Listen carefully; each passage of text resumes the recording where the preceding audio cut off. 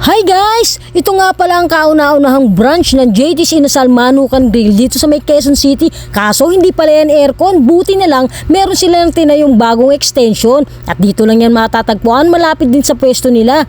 Yan, pagpasok mo nga dito makikita mo yan si Lola Nena. At nandyan lang yan, kahilera niya. Dito nga pala ang daan sa gilid niya. Tara, diretsuhin na natin. At pagdating natin sa dulo, ito na nga ang bagong extension ng JT's Manukan Grill dito sa may Caloocan. Ang babait ng staff nila. Biruin mo, galing kami dun sa kabila. Lumipat daw kami dito para di kami mainitan. Tara, pasok tayo.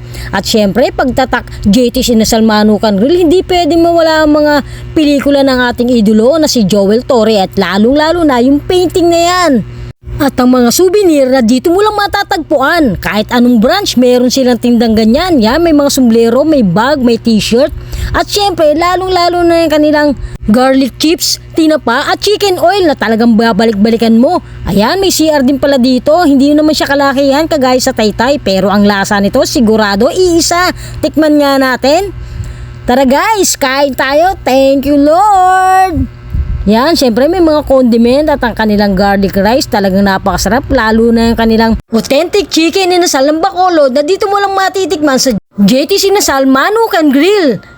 Alam nyo ba guys, pag kumain kayo dito, para na rin kayo nakarati sa Bacolod kasi lahat ng pagkain dito doon ang gagaling. Talagang namit gidya. A few moments later. At di mo talaga iwanan ng plato mo nang hindi simot. Kaya punta na kayo dito sa JT's Manukan Grill. Talagang mag-enjoy kayo. Thank you for watching guys. God bless!